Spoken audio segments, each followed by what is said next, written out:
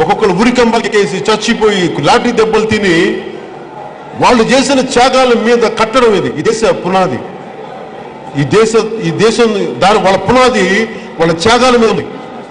దానికి ఎవరో వచ్చి వేల కోట్లు సంపాదించేసి ఇలా చేసి రౌడిజం చేసి దౌర్జన్యాలు చేసి వీళ్ళు అందరం ఎక్కి మనల్ని పాలిస్తానంటే సగటు విలువలున్న మనుషులు రాజకీయాల నుంచి పారిపోతే సమాజం విచ్ఛిన్నమైపోతుంది. అలా దమ్ముండి మీరు నిలబడకపోతే మన సమాజాన్ని మార్చలేం. రౌడీజాన్ని కానీ దౌర్జన్యాన్ని ఎదుర్కోవడం సిద్ధంగా ఉంది.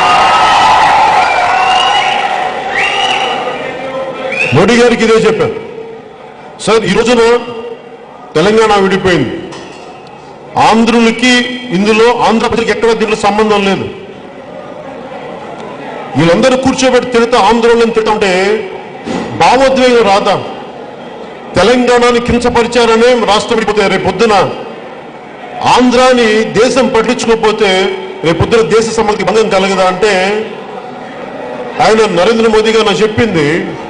మరి సొంత తెలుగు వాళ్ళు ఉంటారు కదా, అప్పుడు మరి గుజరాతీలందరూ కలిసి వాళ్ళని బయటికి పంపించేసి ఇక్కడ ఉండకూడదని చెప్పేసి, అందుకని దేశ సమగ్రతకి భంగం కలగకూడదని చెప్పి ఇంకా చాలా అనేక విషయాలు మాట్లాడితేనే ఆయన నా గురించి ట్వీట్ చేశారంటే ఒక దేశభక్తుని చూశాను అందుకు ట్వీట్ చేశారని.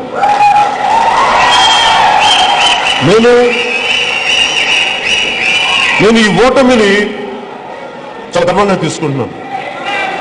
ఎందుకు చెప్తాను నాకు నిజంగా నేనే గెలవాలి రాజకీయాలు అనుకుంటుంటే ప్రజారాజ్యం పార్టీలోని ఎంపీగా కంటెస్ట్ చేసేవాడు. నేను కంటెస్ట్ చేస్తుంటే పార్టీ నల్ల పట్టు కూర్చునేవాడు. ఎవరి మాట చెల్లేది కదా, చేసేవాడు. ఆ స్థాయి ఉంది నాకు. అలాగే 2014లో నాకు ఏమి ఆశించకుండా నేను మీకు సపోర్ట్ చేస్తాననే బదులు నాకు ఇన్ని ఎంపీలు కావాలి, ఇన్ని ఎమ్మెల్యేలు కావాలి, లేదా ఒక మినిస్టర్ కావాలని అడగచ్చు. నేను పోయి వచ్చిన తర్వాత కూడా నేను తీసుకొని ఉండొచ్చు. ఇవన్నీ ఎవరెవరో టీజీ వెంకటేష్ గారు లాంటి వాళ్ళు తీసుకున్నారు, కానీ నేను వదిలేస్తే వచ్చిన ఎంపీ సీట్లు అయ్యాను. నేనే గెలవాలి అనుకుంటే అవన్నీ చేసి ఉండొచ్చు. అవన్నీ ఎందుకు చేయలేదంటే ఈ దేశంలో ఏమీ ఆశించకుండా తనకింత శక్తి సమర్థత ఉండి నిస్వార్థంగా పనిచేసే మనుషులు ఇంకా బతికున్నారని చెప్పడానికి నేను చేశాను. నన్ను చాలా మంది పిచ్చోడు అనుకున్నారు, వీడికి రాజకీయం తెలియదన్నారు, వీడికి ఎలా వాడుకోవాలో తెలియదన్నారు. ఆశయాన్ని నిలబెట్టడానికి నేను సర్వస్వం వదిలేశాను. ఎందుకంటే ఆ మనుషులు ఇంకా బతికున్నారంటే తప్ప మనందరిలో ఆ గుణం లెగవదు. పక్కనోడు దోపిడీ చేస్తుంటే మనకు కూడా ఆశ కలిగి అలాగే దోపిడీ చేస్తారు. పక్కనోడు ఆశయానికి నడుస్తుంటే మనకు కూడా ఆశయంతో నడవాలనిపిస్తుంది. అది చెప్పడానికి చేశానమ్మా. తెలివిలాకో చేతగాకో కాదు, ఆశయం కోసం. అలాగే ఈరోజు పొద్దున రాజమండ్రిలో దిగ్గనే మా ఆఫీస్లో ఎవరికో ఫోన్ వచ్చింది. ఏంటంటే ఇంటి మీద కొంతమంది వాళ్ళు నిజంగా తెలంగాణ రాష్ట్ర సమితి కార్యకర్తలో లేదో తెలియదు, కానీ మా ఇంటి మీద ధర్నా చేయడానికి వస్తున్నారు. దేనికి అంటే నేను తెలంగాణలో ఏదో కించపరిచాను అన్నారు. ఎప్పుడు ఇది 5 రోజుల క్రితం జరిగిన సంఘటన. నేను మాట్లాడింది వేరే, ఒక చెప్తాను అది కూడా ఏంటో. ఎప్పుడో 5 రోజులు జరిగిన మాట్లాడిన దానికి ఇప్పుడు ఆలోచించి భీమవరం వస్తుంటే మళ్ళీ దీన్ని హైలైట్ కాకుండా, ఇది న్యూస్లోకి వెళ్లకుండా అక్కడే ధర్నా చేసి దాన్ని హైలైట్ చేయడం. నేను అన్నది ఏంటంటే, ఇందాక మనోహర్ గారు మాట్లాడుతూ వారితో మేము చెప్పుకుంది ఏంటంటే, అసలు పార్టీలు అనగానే ప్రభుత్వం ఎవరు వచ్చినా కానీ నువ్వు ఎడ్డేవంటే తెడ్డేవంటే వ్యక్తులు అయిపోయారు. నేనేమన్నానంటే కనీసం వారికి ఒక క్వార్టర్, ఒక 100 రోజులు వెయిట్ చేద్దాం. 100 రోజులు వెయిట్ చేసి వాళ్ళ పరిపాలన ఎలా ఉందో చూద్దాం. వాళ్ళు ఎలా వచ్చారు, సీట్లు కష్టపడ్డారు, ఎన్ని వాళ్ళు వచ్చారు. ప్రభుత్వం ప్రజలను గౌరవించాలి, ప్రజల తాలూకు తీర్పు గౌరవించాలి. వైసీపీ ప్రభుత్వం స్థాపించిన తీర్పుని ప్రజలు ఇచ్చిన తీర్పు అనుకున్నాను, దాన్ని గౌరవిస్తాను. నేను వారిచ్చిన తీర్పుకి నేను శిరస వహిస్తాం. అందుకని మళ్ళీ తెలుగుదేశం నాయకులు ఎలా పడితే అలా మాట్లాడేద్దామని అనుకోలేదు నేను. వెయిట్ చేద్దాం, ఒక 100 రోజుల తర్వాత మాట్లాడదాం, ఒక్కొక్కటి చూద్దాం. ఈ లోపల నచ్చింది ఏంటంటే, ఎవరో మాట్లాడుతూ మనకి ఇందాక సిద్ధాంతం దగ్గర సంబంధించి కూడా మన ఇసుక రీచ్ల గురించి ఇష్యూ వచ్చింది. అదే దాని గురించి అలాంటి చాలా సమస్యలు వస్తూ ఉంటాయి. ఒక్క నిమిషం,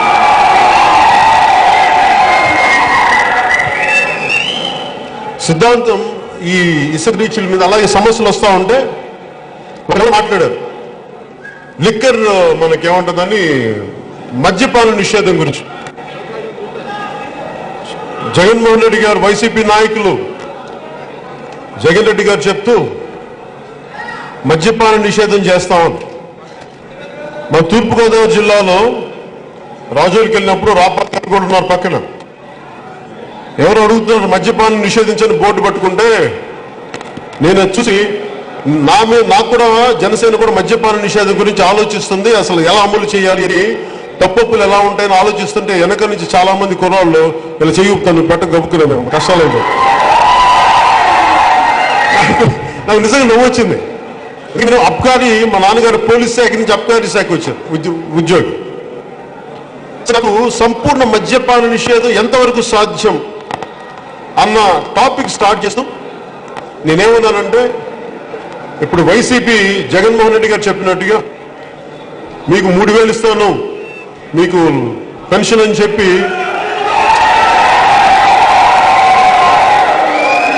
అలాగే 250 ఎలా చేశారో అలాగే అంచెలంచెల మద్యపాన నిషేధం అంటే నేనేమన్నానంటే, అసలు మద్యపాన నేను ఏ కాంటెక్స్ట్ లో మాట్లాడానంటే, మద్యపాన నిషేధం అనేది, ఒక నిమిషం, మద్యపాన నిషేధం అనేది చాలా కష్టమైంది.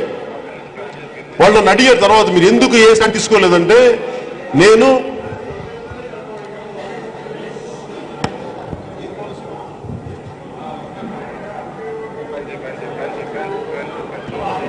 రెస్పాన్సిబుల్ లిక్కర్ పాలసీ అన్నా.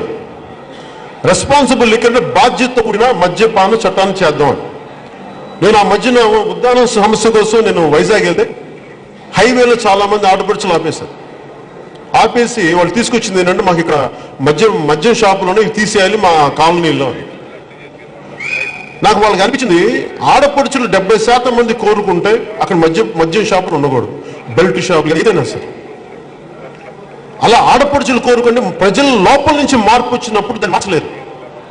అలా కాకుండా నువ్వు ఎలా బతకాలి, నువ్వు ఎలా తాగాలి అని, నువ్వేం తినాలి, ఏం తాగాలి అని ప్రభుత్వం కానీ ఆంక్షలు పెడితే ప్రజలు దాన్ని వ్యతిరేకిస్తారు.